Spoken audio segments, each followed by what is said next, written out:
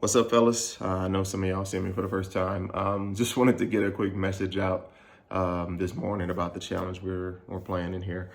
At this point, I feel like we're not fully embracing it. I feel like we're kind of trying to do the same thing we've always done with our 92 builds. And unfortunately, that's not going to work. If that's the case, if we play that way, we're just going to lose all the way through the 60s and probably into the 70 overalls as well. The challenge requires us to play differently. It requires us to maximize what we're good at and be disciplined in the role we play. Otherwise, we're just going to keep losing. With our 92 builds, we can kind of do what we want. They're really kind of just a bunch of individuals that we try to fit together, try to make them play together. And in the end of the day, we're just passing the ball around. Here, you do your thing. Oh, it didn't work with passing. Let me try my thing. We're not really playing team ball. And that's why we struggle when we play against real teams, or why we struggle in the pro-am. But this challenge, in my opinion, I thought it's designed to address that. When you strip down everything and you give builds or players only one or two specific skills to focus on, then you have to get good at that. You have to maximize your potential. You have to get the most out of what your build can do while staying disciplined. And you get better in those things, and it makes you a better player overall at the end of the day. And it requires you to rely on the other guys for the things that you can't do. And that's kind of the point of this. Like, the challenge will require us to play differently. It's going to require us to play team ball and rely on each other. Mitch is our shooter because he's got the highest rated shot, and he can do that job, and no issues there. But he can't do it on his own. He still has to rely on us to screen him open. He has to rely on us to get him passes when he needs to put him in positions to succeed. Brandon's our slasher, and he's the best example of this. Brandon's our slasher, and he's definitely capable of doing that job, but he's still relying on us to space the floor. He's relying on us to clear the paint for him so he can go in there and operate in the best conditions. He can't just go in there on 3 or 4 guys and go up like he's used to anymore. It doesn't work. We're all in that boat. These builds rely on each other. So I'm not trying to be some sort of controller or egomaniac or something like that when it comes to the information and the advice I'm putting out for these builds of, oh, you do this and you have this and you have that. I'm trying to put together a complete team is what I'm trying to do. And so I know it's different than what we've done, but it has to be different. This isn't the same as the 92 game. It's going to be different. We have to rely on each other, and we have to play a style of ball that complements one another in order to get wins. Otherwise, we won't be able to get the dubs. So I'm going to get into a little strategy here, but just kind of wanted to put that message out there on the front end in hopes that we can embrace the challenge a little bit more and kind of understand why we have the roles and these things, these sort of strengths and weaknesses to play to. So let me get a little into the other stuff.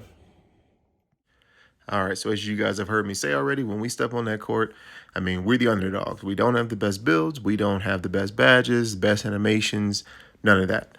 We are literally trying to beat this team based off of skill, IQ, and team play. We're trying to see how good of a players we are. True test. Now, when we look at what we need to accomplish to win, these are the win conditions that come to mind. Getting our best shooter as many opportunities as we can in Mitch, protecting the paint and limiting offensive boards, and making good or under control passes, meaning limiting bailouts, limiting turnovers, and then on the back end of that, controlling their best score. Doing these things here will give us the best chance of getting the dub.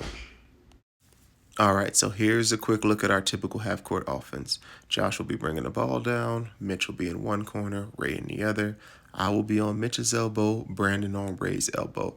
Now, ideally, Brandon's the one inbounding the ball, but if not, him and I might flip roles for this. Either way, when the ball comes down, I will screen in the corner for Mitch. He will flash up to the elbow, and then Josh can hit him with the pass if he's open. Now, if Josh makes that pass and for whatever reason he's not open or can't get the shot off, he doesn't start dribbling around. He's got 2 things. He will first take a look at me just to make sure I didn't flash to the hoop, because I'm keeping an eye on what the big's doing. And if the big's stepping out to the 3-point line to help, I'll flash and he can hit me with the pass. If I didn't move, he's just going to return the ball to Josh. If he does that, I will then come and screen for him again. He will now flash to the corner. If he's open, Josh will hit him. After this second screen for me, again, I'm keeping an eye on the big. And if he's stepping out all the way to the three-point line to help, then that's going to give me an opportunity to flash to the hoop. So if Josh can't get the ball to Mitch, then he looks at me to see if I'm open on that cut to get the ball to the hoop. If for whatever reason the big is still paint sitting, I won't go to the hoop. I will stay out at the elbow where I'm at. But this is where Brandon comes into effect. Okay, so again, if the big comes all the way out to the three-point line, I will back cut him and we can make that pass. But that's not generally what will happen. Usually the big will just slide to the edge of the paint, and that movement will give Brandon a backdoor opportunity. So if he gets that option, he will take it. Now, off of this action is where Ray will come into effect, okay? Because it doesn't matter if it's me doing the screen and roll or Brandon doing the backdoor cut. Doesn't matter. Once we get in that opportunity, once we get in the paint, if we aren't able to get that shot up for some reason, or if we miss it and get an offensive board, that then gives us the opportunity to dot up either one of the corners. Again, that's why we want shooters in corners, because we can see them at all times as opposed to on the elbow where we can't always see both shooters.